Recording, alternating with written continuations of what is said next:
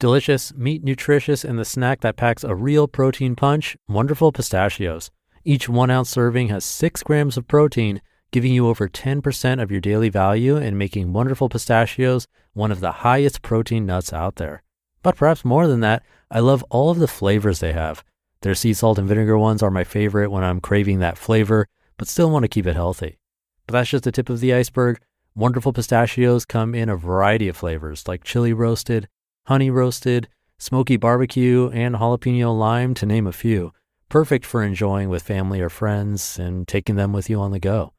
Whether you're a pistachio purist who loves cracking open every nut, or you prefer the convenience of no-shells pistachios, Wonderful Pistachios has got you covered. Grab Wonderful Pistachios and elevate your snacking game today. So fill up with a healthy snack when hunger strikes. Visit wonderfulpistachios.com to learn more. That's wonderfulpistachios.com. It's a Minimalist Monday edition of Optimal Living Daily, episode 3251, Practical Minimalism Tips for Beginners, by Anthony Ongaro of breakthetwitch.com. And I'm your narrator, Justin Malik, reading you articles every day of the year, usually covering minimalism on Mondays. So with that, let's get right to it as we optimize your life. Practical Minimalism Tips for Beginners, by Anthony Ongaro of breakthetwitch.com. When Amy and I first learned about minimalism, it felt intimidating. Looking back, I realized it didn't need to be, and hopefully these minimalism tips for beginners will be helpful to anyone who feels that way. Whether you're a beginner to minimalism or in the midst of decluttering, it's common to feel like the process is an overwhelming project that never ends. That was certainly the case when we first started on our minimizing journey several years ago. What we found was minimizing got easier with time, and all the hard work was absolutely worthwhile. Embracing minimalism principles in our lives was what enabled us to create the space, physically, mentally, financially, and temporally, to do more of what mattered to us. To this day, minimalism continues to be a driving part of the framework we use to do more of what matters to us. I'd like to share these minimalism tips for beginners to help you create space to do more of what matters as well. 1. Prioritize mindset over matter. When you're starting out, it can be easy to focus on the physical matter. After all, it's all about decluttering the stuff around our home, right? In reality, it's really about building the mindset over matter, the idea of minimizing distractions on an everyday basis, the idea of consistently identifying and actively removing distractions from your life, maintaining it just like you would with weeds in a garden.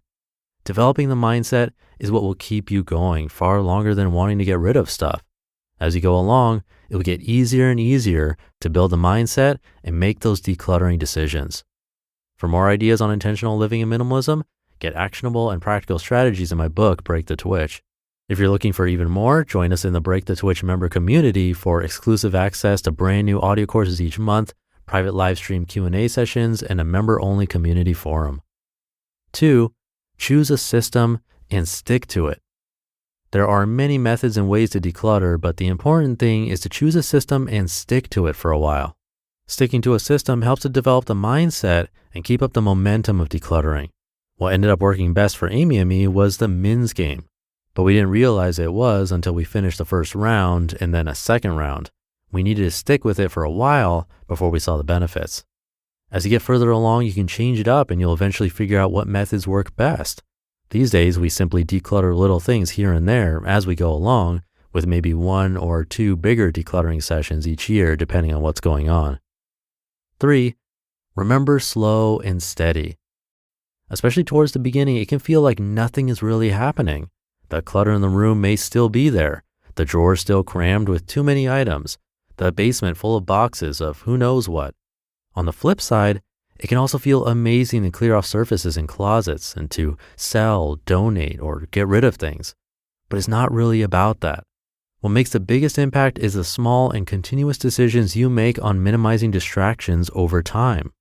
The impact really does add up. We're several years in at this point of minimizing what no longer is working for us and have seen drastic changes in our beliefs, living spaces, and how we spend our time. Looking back, minimalism has been essential in our being able to do more of what matters to us, and I only expect future changes as we continue to minimize, explore, and learn more in the years to come. 4. Find your own look. While you can take inspiration from other people's living spaces, don't feel the pressure to have your home look a certain way. It's a common minimalism mistake to think that minimalism needs to look like the white-walled, sparse, model home that's often portrayed in magazines, videos, and other websites. It's a little ironic, but I've seen people buying those trendy-looking items in their efforts to be more minimalist. Remember that form follows functionality, and it doesn't look the same for everyone. Focus on functionality and developing a space that makes you feel inspired, productive, and creative on a regular basis. Use what you have and love and get rid of the rest through donating, selling, recycling, or throwing away. Don't buy something just for appearances. If you do buy something, buy what adds value to your life and helps you do more of what matters. 5. Start with the easy stuff. This tip is all about sustainability and momentum. During our decluttering process, Amy and I inevitably came across things that we didn't feel like we could get rid of at the time. Many of them were sentimental items, some of them weren't. Most likely you'll come across these items as well. If you spend more than a couple minutes thinking about whether or not you want to get rid of an item, simply move on to the easier items. Start with paper clips, business cards, or magazines, whatever you need to get started. Hold off on the sentimental or sticky items for later on. Instead of getting stuck on a certain thing, this strategy helped us continue our momentum and keep building our decluttering muscles. What we found was it got easier and easier to get rid of the harder stuff. Once we had our muscles built, we were able to let go of the harder stuff later on in the process. And 6, reconnect with your why. At some point, you'll likely encounter challenging moments during the decluttering process. During these moments, it's helpful to go back to the reason why you're doing all this. What are you creating the space for? It could be to pay off debt, create more living space instead of storage space, travel more, feel less stressed, or to make more time for loved ones. Whatever it is, reconnecting to your why can help you push through the tough times during the minimizing process. In the end, what's most important is that you keep on exploring what minimalism looks like for you and create space for what matters. Even after we had successfully decluttered many items, we still found more to get rid of in the following years with life changes and other events. Even now, we still find these 6 tips helpful to revisit.